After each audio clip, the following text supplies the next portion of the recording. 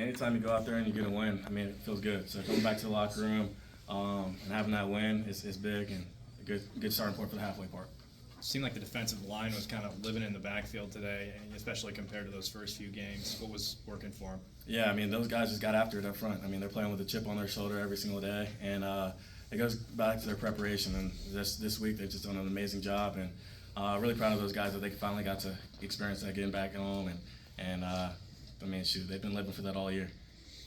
What was kind of feeling that after the big play to end the first half and then going into the locker room? How were you guys kind of grasping that, I guess? Yeah, just got to reset. Just get back to the locker room, recalibrate, and then just get ready to go back out there. We knew we were up first, and you can't let a play or a drive beat you twice. So we got beat on that drive, and we knew we had to get back out there and get back on our P's and Q's and just be able to go.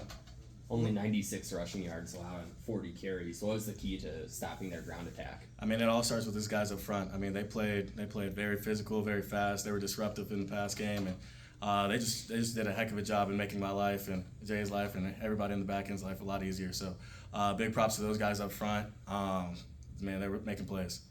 What was the defense state of mind after Purdue pulled within 6 points towards the end of the fourth quarter? I mean, just anytime you get back on the field, just getting a stop. That's all we wanted to do, get a stop. Looked like there were a lot of those moments provided teachable moments, whether it's right at the end of the first half where you're up 10-0 and then boom, they go down the field, and then late in the game they score again, they get the ball with an opportunity to win. I mean, what does it say about this team and the adversity you're facing and the ability to shut it down? Yeah, I mean, every time we want to step on the field, we want to get a stop. So, I mean, just in those crucial situations, we want to be on our P's and Q's and be ready to see whatever we see and be able to react to it and make the right play and right adjustment and do whatever it takes to get off the field. So, I mean, I think that at the end of the day, we're just happy to come out with the win. So, as long as we came out with the win, we can get back to the film room and adjust. Jay finally got that pick. What was his reaction? I mean, it's Jay Higgins. I mean, at this point, are you surprised with anything that he does? I mean, he's just he's a football player. It goes back to his preparation. He's up late night watching film. He's up early in the morning watching film. So he's going to be in the right spot every time. So, you know, it's Jay Higgins. So I'm proud of him. I'm excited for him. And he got it done. I think you mentioned a couple weeks ago that Jay likes to yell in the basement when he's like watching film or something like that. Has he like woken you up watching film late night by him yelling? I don't think he's necessarily woken me up. But yeah, he sees a play on film that he doesn't really like, and he's screaming downstairs. So I mean, he's just he's sending me clips all the time. He's showing me pictures of film. So I mean, his preparation is unbelievable, and just it goes back to him every single day, and just the character he is, and just the foundation he's laid. So I mean, he's a definition of a Hawkeye. A few more questions. What about Logan Lee? I mean, he ended up with 10+ tackles for a defensive tackle. It's not easy, but then 2 sacks. He seemed to be living in the backfield. Yeah, I mean, Logan Lee, I mean, he's one of those guys that he comes to work every single day. I mean, it doesn't matter where he is.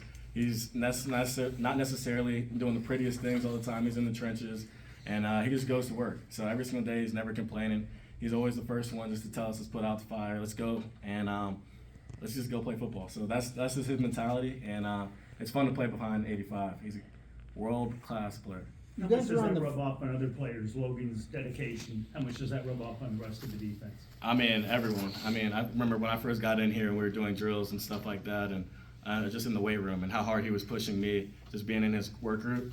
And I mean, I never forgot that from right there. So that was the first time I really had an interaction with him.